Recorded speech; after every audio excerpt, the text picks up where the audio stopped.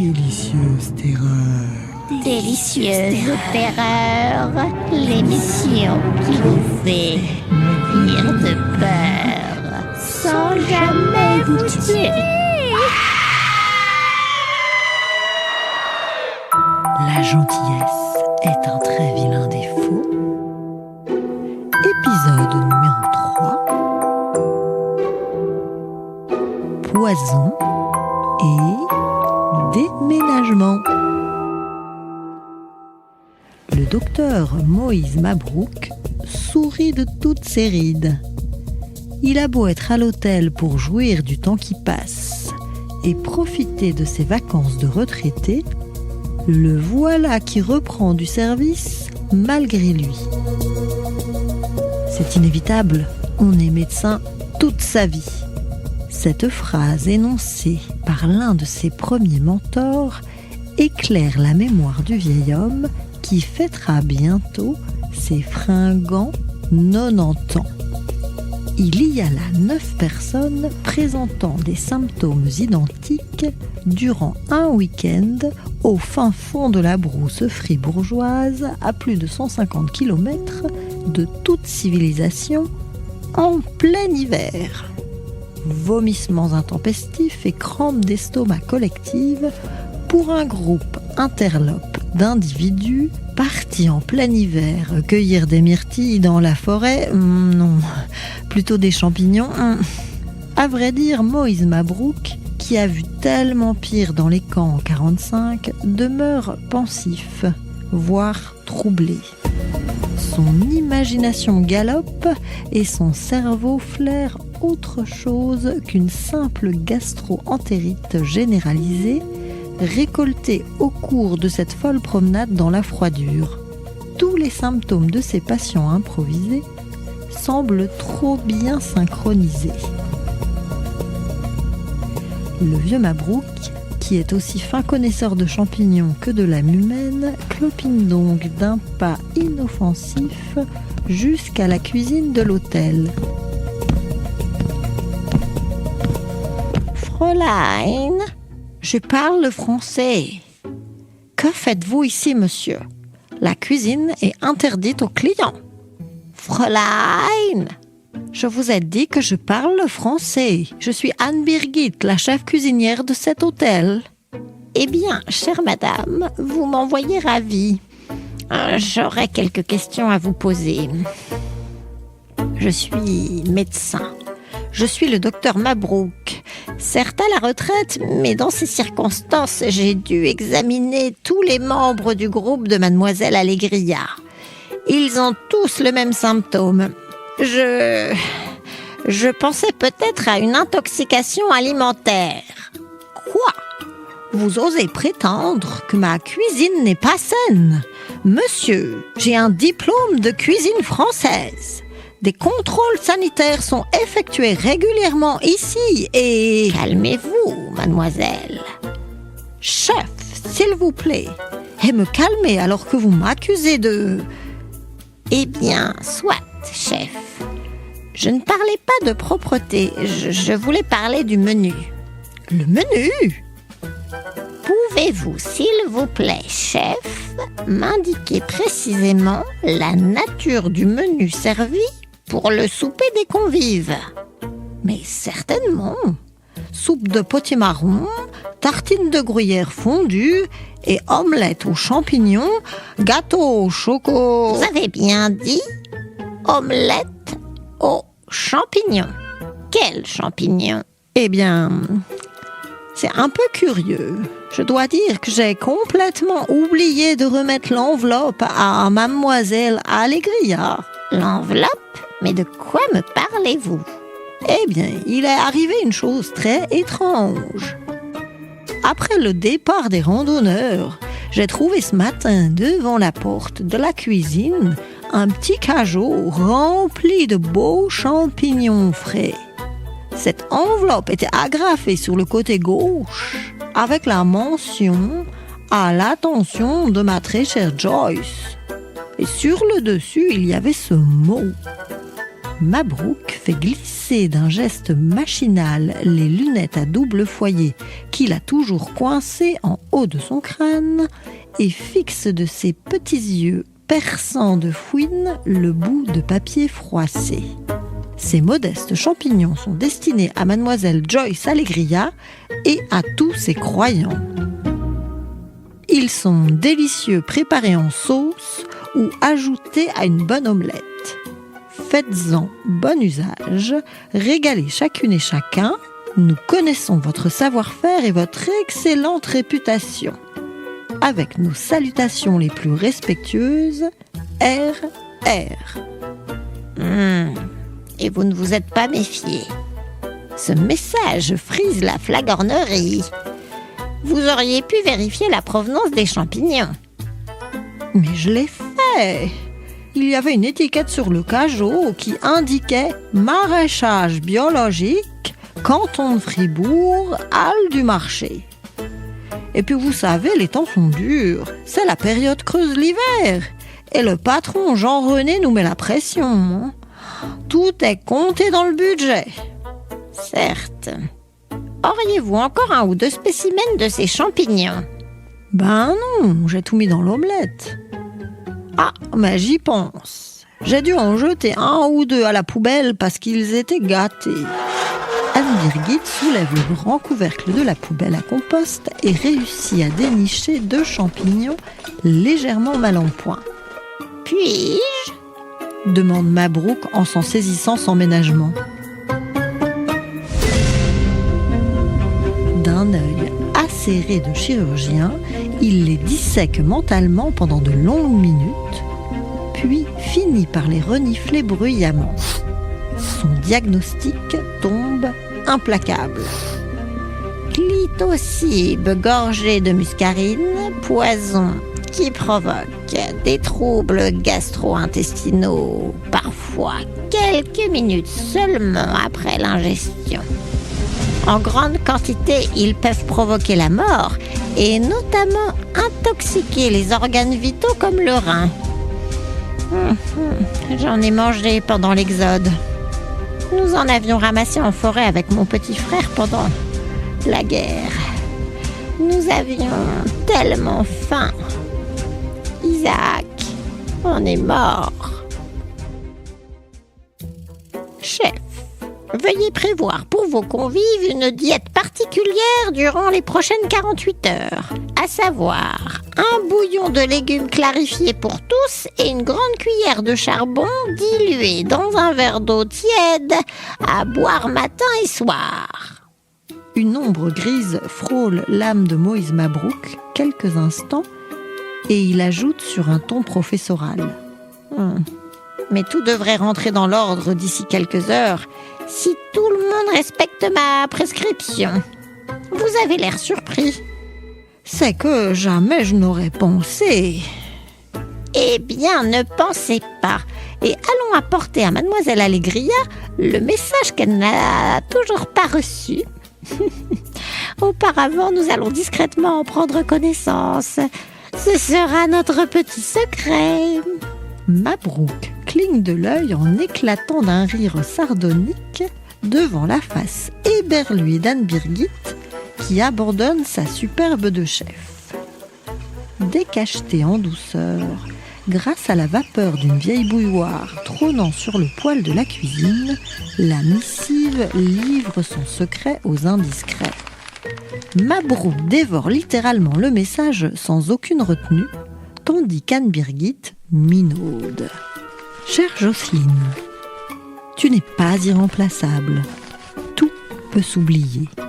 Je t'ai oublié, mais toi, tu ne m'oublieras jamais. Avec mes compliments, R.R.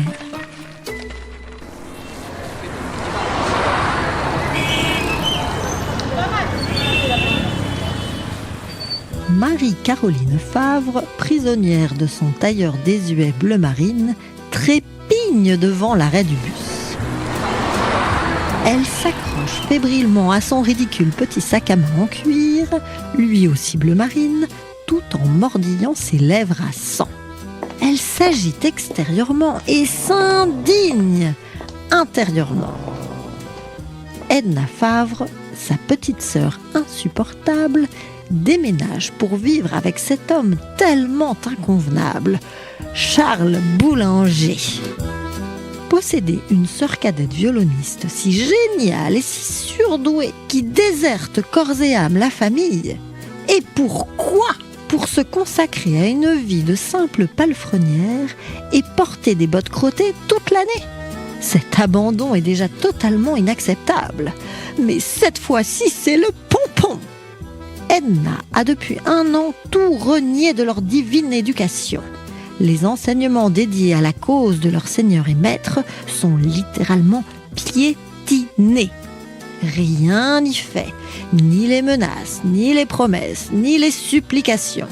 Edna a effacé de sa mémoire leur souverain de la joie, l'incroyable Ravi, la réincarnation divine de Jésus, Allah et Bouddha réunis.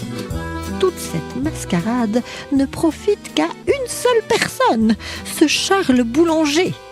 Un bien piètre amoureux rencontré il y a 1 an au détour d'un obscur stage de soi-disant médiumnité mené par une pauvresse, une charlatane de bas étage, Joyce Allegria.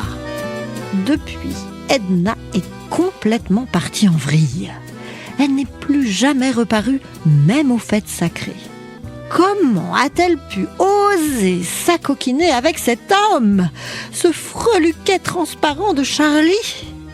Un séducteur à la française de 3 francs 6 sous, indigne de sa beauté et de son intelligence. Car Edna possède tous les talents de musicienne et sa féminité doit être entièrement dévolue au maître et seigneur de la communauté, l'immense Ravi. Marie-Caroline enrage. Non, elle ne vient pas aider sa mijaurée de sœur à déménager. Elle vient la convaincre de tout arrêter. Elle veut la persuader de revenir au château. Elle souhaite plus que tout au monde, tout comme Ravi, leur unique source de félicité, la reprendre au sein de la communauté. Elle désire, tout comme leur guide suprême d'amour, que sa toute petite sœur Edna se soumette à nouveau au culte et dédie son énergie au merveilleux et très noble Ravi. Entre ce ridicule Charlie dont l'aura, elle n'en doute pas un seul instant, est plus que vacillante, et Edna, il n'existe qu'une illusion de l'amour. L'amour n'est pas cette petite relation coupée des forces du ciel et de leurs prophètes. Ravi. L'amour est beaucoup plus vaste. Il est infini et immortel. Comme Ravi.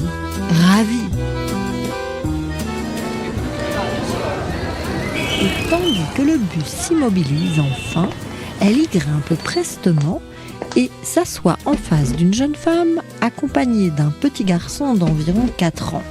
Le gamin fixe le poignet gauche de Marie-Caroline avec insistance, puis lance d'une voix spontanée tout enfantine. « Maman, c'est quoi le dessin de la dame là, sur le haut de sa main ?»« Mon chéri, ça ne se fait pas de parler des gens comme ça. Cesse de pointer du doigt. C'est pas poli. Excusez-le, madame. Il est encore petit, je suis vraiment désolée. » Marie-Caroline pince à nouveau les lèvres avec un regard courroucé et méprisant. Ces mécréants qui ne comprennent rien prolifèrent partout et leur progéniture est si mal éduquée. Elle tire avec précipitation sur la manche de son éternel pull bleu marine afin de couvrir l'objet du délit. Un petit tatouage en forme de pyramide turquoise au centre duquel on devine une clé. Le bus atteint maintenant sa destination. Marie-Caroline en descend, passe devant le fameux funiculaire fribourgeois et se dirige vers une charmante ruelle pentue et bordée de bacs à fleurs multicolores. Dans quelques instants, elle sonnera chez Edna et lui annoncera que Ravi lui accorde son pardon et lui ouvre les bras pour toujours sans aucune sanction, malgré sa fugue prolongée.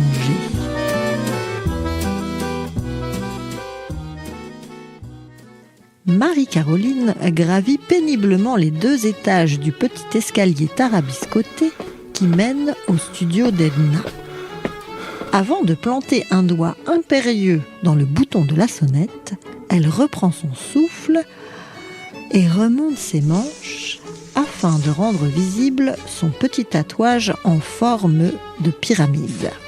Elle extirpe ensuite un peigne de son sac à l'aide duquel elle aplatit méticuleusement ses cheveux.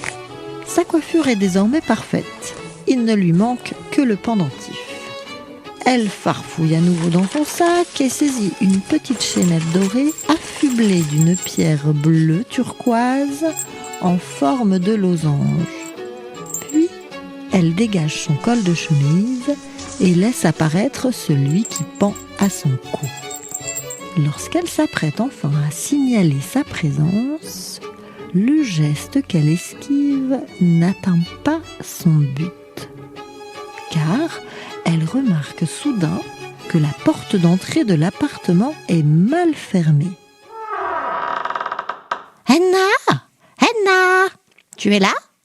s'enquiert Marie-Caroline de sa voix la plus enjouée en manœuvrant délicatement la poignée de porte.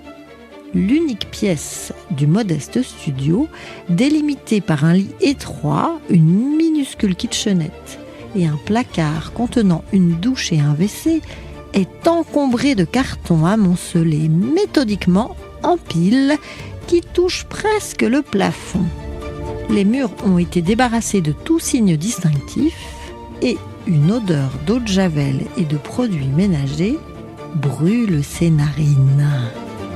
Il règne une atmosphère étrangement calme, fort éloignée du branle-bas de combat auquel on pourrait s'attendre lors d'un déménagement. Marie-Caroline se ferait un passage au milieu du mini-labyrinthe de tourelles cartonnées. Le studio est trop silencieux. Elle réitère en vain ses appels. « Edna ! Edna ! Nous avions rendez-vous aujourd'hui. Où es-tu » Un sentiment oppressant gagne Marie-Caroline. Elle sent la présence de sa sœur, mais quelque chose d'inhabituel lui pèse sur le plexus. La pièce est si petite que les tas de cartons de déménagement ne devraient pas l'empêcher de trouver Edna. Elle perçoit même son odeur mêlée à celle tenace des détergents. L'une de ses paires de bottes bariolées en caoutchouc est bizarrement juchée en haut d'une pile. Et surtout, son boîtier à violon traîne au sol, livré aux pieds du premier maladroit venu. Edna n'aurait jamais fait une telle chose, certainement pas avec son précieux instrument, qu'elle comptait du reste revendre au meilleur prix. « Edna, cesse de jouer avec moi, sors de ta cachette. Nous n'avons plus 10 ans. Je suis là pour te parler sérieusement. J'ai un message pour toi du maître. Allez, sœurette, sors !»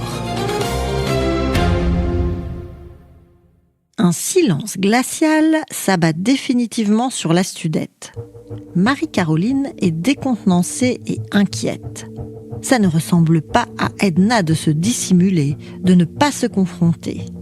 Elle est si entière et si éprise d'absolu qu'elle ne peut pas fuir. Surtout s'il s'agit de la famille et de Ravi. Par dépit anxieux, Marie-Caroline ouvre les placards et les tiroirs de la kitchenette comme si Edna avait pu s'y cacher. Elle est petite et mince, mais son 1,55 m n'y rentre sûrement pas. En explorant plus minutieusement, Marie-Caroline finit par découvrir, posée au sol contre le plus grand mur de la pièce, une curieuse malle d'osier.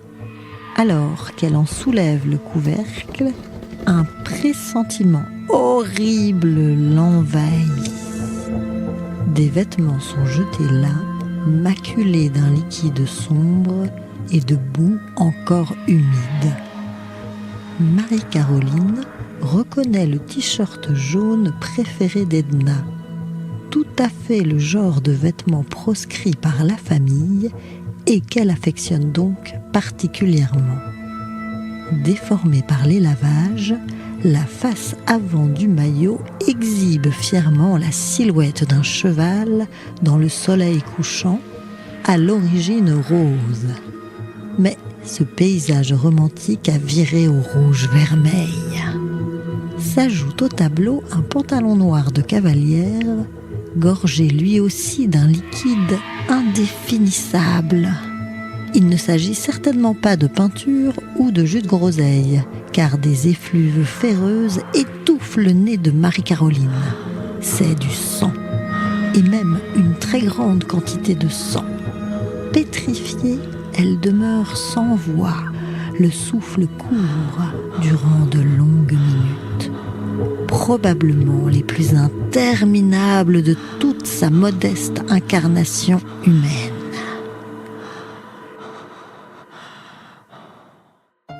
Jeannette Miramar et Mattia Zinoli sont légèrement contrariés. Ils prévoyaient de baguenauder toute la journée au gré de leurs humeurs fantaisistes dans les ruelles fribourgeoises. Leur promenade improvisée devait tout de même s'achever par un voyage en funiculaire vers la ville basse et par la visite du célèbre Jardin des Merveilles. Créé et entretenu par Olga Bricourt, sculptrice de renom et propriétaire des lieux, déambuler dans ce parc est une délectation. On y admire, posés çà et là, au détour des herbes folles et des débordements de fleurs, les incroyables marionnettes géantes de l'artiste. Hélas, leur balade touristique se mue en un programme criminalistique dès 7h du matin. Mattia est réveillé en sursaut par le poste central de police. Dans un ultime bâillement, il articule péniblement. Zinoli, j'écoute. Ici Breaker, désolé de vous déranger maintenant, capitaine, mais on nous a signalé un cadavre dans la ville basse, au Jardin des Merveilles. Apparemment un drôle de truc, une mise en scène bizarre, vous êtes d'astreinte en cas d'urgence, et c'est pas un cas pour les débutants. Ça semble plus prudent que vous y alliez en personne. Marmonne Zinoli, la voix pâteuse. On a quoi? C'est quoi les détails? Il n'y a pas vraiment trop de détails, capitaine. D'après les gars déjà en place, qui ont gelé la zone, Snider et Berthoud, c'est la Bricourt qui a tout signalé. Le corps serait positionné au milieu de ces épouvantails géants. Enfin, je veux dire au milieu de ces espèces de statues bizarres. Les techniciens de la scientifique vont sûrement pas tarder. Bon, du coup, dites à Snider et Berthoud que j'arrive. Mais prévenez que je suis avec un collègue. Un collègue? Ouais, je dois transmettre quoi comme nom et matricule? Pas de matricule. C'est une flic française, donc pas de chez nous. Ça reste quand même une collègue et aussi une amie. Prévoyez un laissez-passer pour elle au nom de Miramar Jeannette. Nous y serons dans 15 minutes. C'est noté, capitaine. Ok, merci Breaker. À plus. Ciao, ciao. Alors, demande Jeannette, le regard embrumé de sommeil, un mug de café fumant glissé entre ses mains. Alors, tu boiras ton café avec les collègues en basse ville dans 15 minutes. J'ai un cadavre original sur les bras et la Bricourt. Un cadavre? La Bricourt? Et voilà comment je commence des vacances apaisantes en découvrant la Suisse traditionnelle et le pays du gruyère. Allez, t'emballe pas, Jen. Avec moi, c'est la vraie Suisse. Comme aucun touriste ne la verra jamais. Et t'as pas fini d'être surprise. Je t'explique le cadavre et la Bricourt le temps du trajet en bagnole. C'est parti, lance Jeannette d'un ton enjoué. Rien de mieux qu'un cadavre pour pimenter mes congés. Jeannette Miramar et Mattia Zinoli sont des professionnels avertis. Mais le spectacle qu'ils découvrent à leur arrivée est pour le moins extraordinaire. Il se dégage de la scène de crime une atmosphère complètement surréaliste. Le cadavre d'une jeune femme pâle et gracile a été hissé puis ficelé on ne sait comment à l'aide d'un drap blanc entre deux immenses marionnettes d'environ 2 mètres, représentant Marie et Joseph dans la liturgie catholique. La morte, vêtue d'une espèce de tunique blanche immaculée, évoquant vaguement le costume usité lors des rites du baptême chrétien, semble flotter dans le ciel sous bonne protection, tel Jésus entre ses 2 parents officiels. Une véritable crèche vivante, ou plutôt une nature morte, se dessine dans le soleil du petit matin en plein mois de juillet. La Bricourt les attend de pied ferme, juchés sur des talons aiguilles qui lui permettent à peine d'atteindre la modeste taille d'1,50 m. C'est une très petite femme brune, une naine trapue et flamboyante dont la mâchoire anguleuse est contractée par l'impatience. Ses petits yeux de requin d'un bleu pénétrant, flanqués au milieu de son visage carré, brûlent de colère. Et malgré sa taille ridicule, il se dégage de ce personnage hors du commun une intensité et une robustesse incroyables. Sans la moindre salutation d'usage, d'un ton sec et autoritaire, elle balance à Mattia Zinoli en désignant la moribonde. « C'est vous le responsable ? Bah c'est pas trop tôt. Comment expliquez-vous qu'un tordu de psychopathe réussisse à s'introduire sur un lieu privé d'exposition artistique en pleine nuit pour y déposer ça ? C'est inadmissible, c'est intolérable. Mais que fait la police ? La moitié de ma clientèle est constituée de familles et d'enfants de tous âges et c'est le début de la saison touristique. » Et tandis que la Bricourt continue de déverser son courroux sur Mattia, Jeannette s'est rapprochée de la scène de crime afin d'assister au décrochage méticuleux du cadavre par 3 policiers scientifiques. Les propos véhéments de la Bricourt ne constituent plus maintenant qu'un lointain murmure à peine désagréable.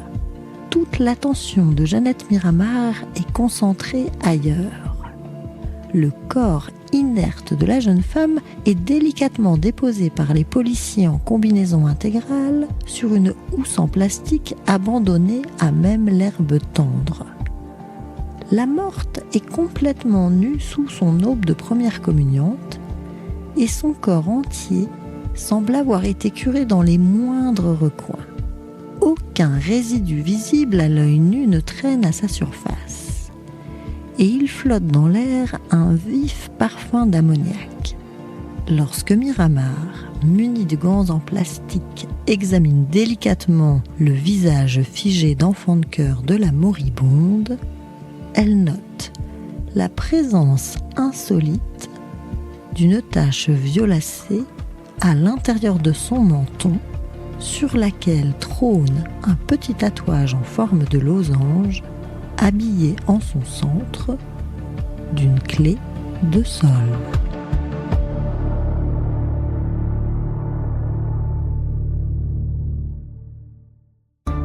Retrouvez les épisodes précédents sur toutes les plateformes,